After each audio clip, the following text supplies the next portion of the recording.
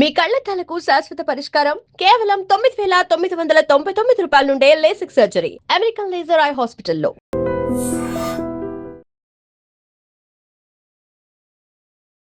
నమస్కారం, welcome to I dream. ధర్మ మార్గం విత్ విజిత కార్యక్రమానికి స్వాగతం.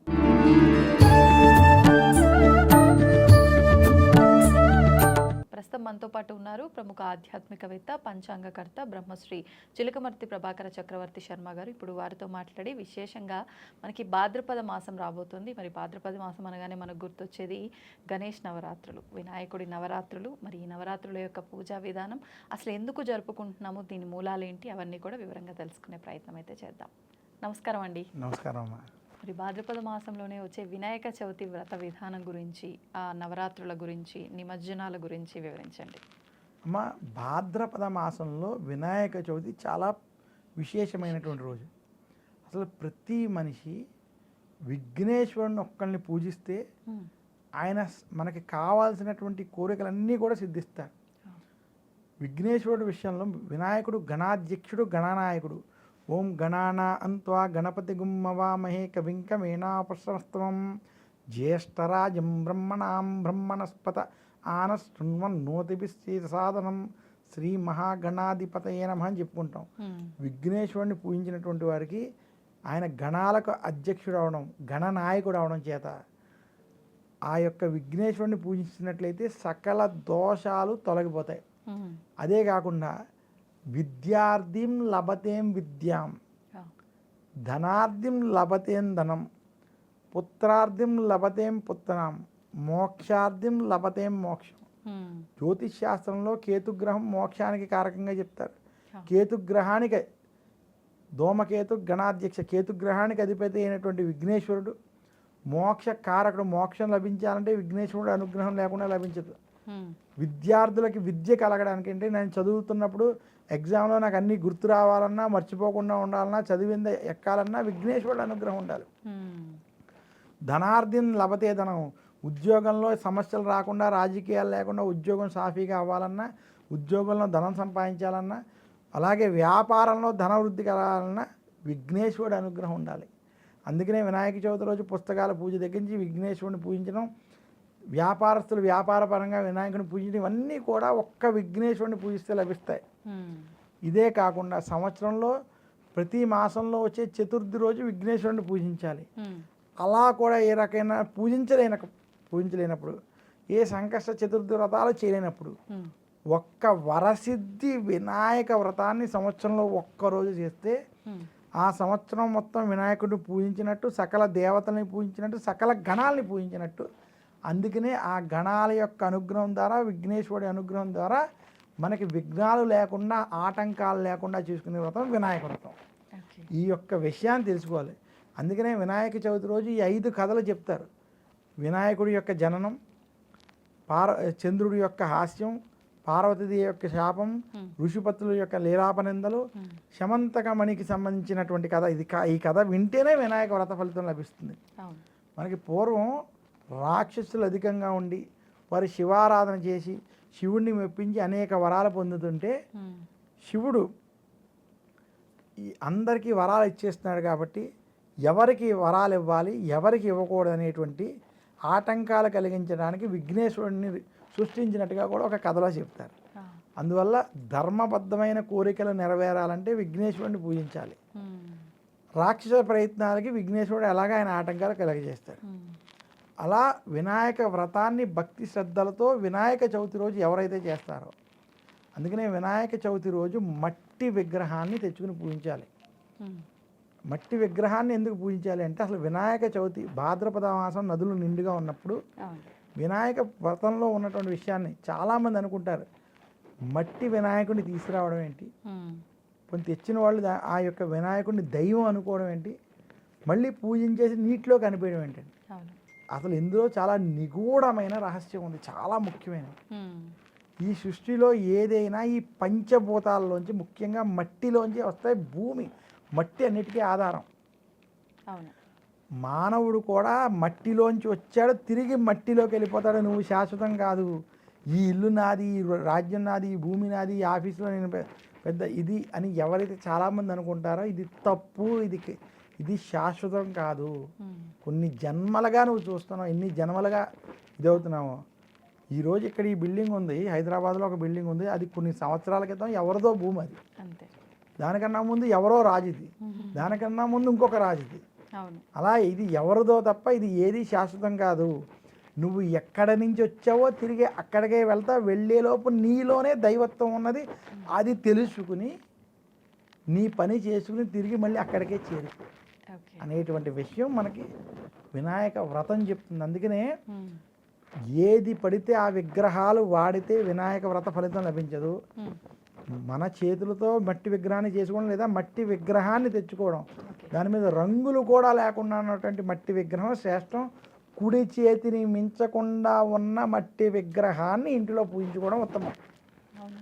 అలాంటి విగ్రహాన్ని ఇంటిలో పెట్టుకుని ఇంట్లో తూర్పు ఉత్తర ఈశాన్య ప్రాంతంలో ఒక కింద గోమయంతో అలికి ముగ్గు వేసి, లేదా కనీసం ముగ్గు వేసి, ఒక పీట వేసి, వస్త్రం వేసి, అక్షంతలు వేసి, దాని మీద ఒక తమలపాకు పెట్టి, దాని మీద విఘ్నేశ్వరుని పెట్టి, దాని మీద పాలవెల్లి కట్టి ఉమ్, విఘ్నేశ్వరుని రకరకాలుగా అలంకరించి, విఘ్నేశ్వరుడికి కూడా నైవేద్యంగా ఖచ్చితంగా కుడుములు, ఉండరాళ్ళు, కజ్జికాయలు పెట్టి, మీ స్తోమతను బట్టి 3 రోజులు, 5 రోజులు, 7 రోజులు, 9 రోజులు, 11 రోజులు విఘ్నేశ్వరుని పూజించి, ఉమ్, ఈ 11 రోజులు మీరు ఇంటిలో సాత్వికమైన ఆహారాన్ని, అంటే అన్నం, పప్పు, కూర ఇటువంటివి కావచ్చు, పులిహోర వంటివి కావచ్చు, ఏవైతే ప్రసాదాలు ఉన్నారో అవి భగవంతుడికి, విఘ్నేశ్వరుడికి దీనితో పాటు నివేదన చేసి ఓకే. వచ్చిన వాళ్ళకి కూడా అతిథులకి పెట్టి అంత పద్ధతిగా విఘ్నేశ్వరుని పూజించి, ఉమ్, అందులో వినాయక పూజలో 21 రకాల పత్ర పూజ.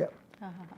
ఓం గణేశాయ నమ, జాజీ పత్రం పూజయామి, బృహతీ పత్రం పూజయామి, దత్తోర పత్రం పూజయామి, అర్క్యపత్రం పూజయామి, బదరికా పత్రం పూజయామి, ఇలా 21 రకాల ఔషధ గుణాలు ఉన్న పత్రాలతో ఉమ్, పూజ చేస్తాం. ఎందుకు 21 రకాల ఔషధ గుణాలు అంటే, ఈ 21 పత్రాలు ఉమ్, విఘ్నేశ్వరుడు ప్రీతి అనేది పక్కన పెడితే, ఓకే. ఈ భాద్రపద మాసంలో రోగాలు ప్రబలేటువంటి సమయం కాబట్టి అవును. ఇంటిని శుభ్రంగా అలంకరించుకుని మామిడి తోరణాలు కట్టి పసుపు రాసి గుమ్మానికి, అలాగే విఘ్నేశ్వరుడి దగ్గర ఈ 21 ఔషధ గుణాలు ఉన్న పత్రాలు పెట్టి ఉమ్, ఉచ్ఛ్వాస నిశ్వాసాలు చేస్తూ ప్రాణాయామాలు చేయడం చేత అనారోగ్య సమస్యలు రావు.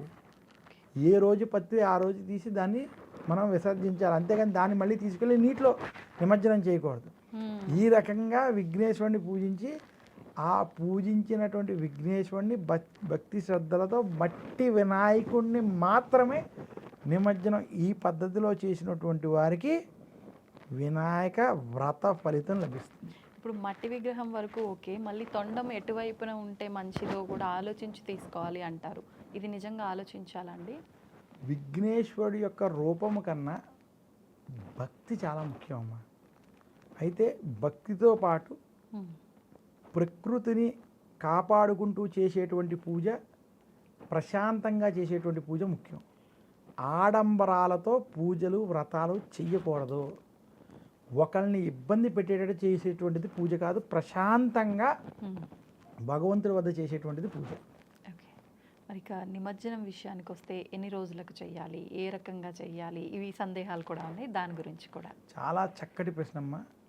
విఘ్నేశ్వరుడు యొక్క నిమజ్జనం ఏ రకంగా ఆచరించాలి అంటే, ఉమ్, వినాయక వ్రతం చేసిన తర్వాత కనీసం 3 రోజులు విఘ్నేశ్వరుడిని పూజించి ఇంట్లో ఉంచడానికి ప్రయత్నం చేయాలి.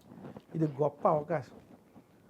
3, 5, 7, 9, 11 ఇలా విఘ్నేశ్వరుడిని ఉమ్, అన్ని రోజులు పూజ చేసి, అంటే ఆడ్ నెంబర్ సరి సంఖ్యలో చేసి నిమజ్జనం చేయడం ఉత్తమం. అంటే రోజులా రాత్రులా అండి? రోజులు లేదా రాత్రులు. ఓకే. ఓకే, ముఖ్యంగా ఇలా చేయడం ఉత్తమం. ఉమ్, ఏ కోశానైనా కొంతమందికి అలా కుదరని పక్షంలో, ఉమ్, అది ఏ 4వ రోజు 6వ రోజు అయినా కూడా, ఓకే. కానీ ఇలా చేయడానికి ముందుగా ప్రయత్నం చేయాలి. అలా చేయడంలో దోషం ఏం లేదు, కానీ ఇలా చేయడం శ్రేష్టం. ఉమ్, ఇంకా మంగళవారాలు, శుక్రవారాలు నిమజ్జనం చేయొద్దు అని మన పెద్దలు కొంత సాంప్రదాయంగా చెప్పారు. అటువంటి ఆచారాలు పాటించుకోవడంలో దోషము లేదు. ఓకే. అది దృష్టిలో పెట్టుకోవడం వల్ల కొంత శుభ ఫలితాలు ఉంటాయి. ఉమ్, అయితే వినాయక నిమజ్జనం చాలా ముఖ్యమైన విషయం ఏంటంటే, ఉమ్, ఆడంబరాలు, అతి ఉత్సాహం, చెప్పులు వేసుకుని విఘ్నేశ్వరుని తీసుకెళ్ళి నిమజ్జనం చేయడం, అలాగే మట్టి విగ్రహాలు కాకుండా రంగులతో ఉన్నటువంటి విగ్రహాలను నిమజ్జనం చేయడం, ఇవన్నీ పాపములోకి వస్తాయి. మట్టి విగ్రహాన్ని చెప్పులు కూడా లేకుండా భక్తి శ్రద్ధలతో తీసుకెళ్ళి నిమజ్జనం చేయడం ఉత్తమం. ప్రశాంతంగా చేయాలి. అసలు నిమజ్జనానికి ముందు ఉత్తర పూజని చేయాలి. ఓకే. అంటే ఉత్తర పూజలో పంచభూతాలు కనపడాలంటే గంధం, ముందుగా మనం ఏదైతే అగరబత్తి వెలిగిస్తామో అది మనకి వాయువుకి సూచన, ఎయిర్ అంటాం. అవును. తర్వాత ఏదైతే గంధం పెడతామో అది భూమికి సూచన. ఓకే. దీపం ఏదైతే వెలిగిస్తామో, కర్పూరం వెలిగిస్తామో అగ్నికి సూచన. అలాగే ఏదైతే మనం కొబ్బరికాయ కొడతామో, నీరు చూపిస్తామో అది నీటికి సూచన. అలా ప్రతిదీ పంచభూతాలకి సంబంధించినటువంటి క్రియ మనం చేస్తూ విఘ్నేశ్వరుడికి ఉత్తర పూజ మంత్రాలు ఏదైతే మనం మంత్రాలు చెప్తామో అది ఆకాశానికి సూచన. ఈ 5 చేస్తూ ఆ విఘ్నేశ్వరుడికి పంచభూతాలలో మేము వచ్చాం, మళ్ళీ తిరిగి పంచభూతాలలోనే ఐక్యం అయిపోవాలని చెప్పుకుంటూ ఆ ఉత్తర పూజ చేసి భక్తి శ్రద్ధలతో ఆ మట్టి వినాయకుడిని మాత్రమే నిమజ్జనం చేయాలి. చాలామంది పళ్ళు పత్రి ఇవన్నీ చేయకూడదు, అవన్నీ అలా చేయకూడదు. అలా మట్టి విగ్రహాన్ని నిమజ్జనం చేయాలి. ఎక్కడైనా సరే ఎవరికైనా కనుక నదీ తటాక ప్రాంతాలు లేకపోయినా, సముద్రం లేకపోతే ఇంటిలో ఒక కుండలో కావచ్చు, బిందెలో కావచ్చు, లేదా ఒక బకెట్లో శుద్ధ జలాలు తీసుకుని అందులో కొంచెం పసుపు కుంకుమ వేసి 2 అక్షంతలు వేసి ఆ యొక్క జలాలలో ఈ యొక్క విగ్రహం పూర్తిగా నిమజ్జనం అయ్యేదాకా చూసి ఆ యొక్క మట్టి నీళ్ళని తీసుకెళ్ళి ఒక కొబ్బరి మొక్కలో, మామిడి మొక్కలో, లేదా ఒక అరటి మొక్కలోనో ఎక్కడో ఒక చోట దానికి వేయడం. ఇలా కూడా నిమజ్జనం చేయడం కొన్ని ప్రాంతాల్లో ఆచారంగా ఉంది. ఇలా భక్తి శ్రద్ధలతో చేయాలి. చేసేటప్పుడు కూడా స్వామి నేను తెలిసి కానీ తెలియక కానీ చేసిన తప్పులను క్షమించి, ఈ లోకంలో ఏదీ శాశ్వతం కాదు, నాలోనే భగవంతుడు, నాలోనే దైవం ఉన్నారు, నేను దాన్ని దర్శించుకోవాలి.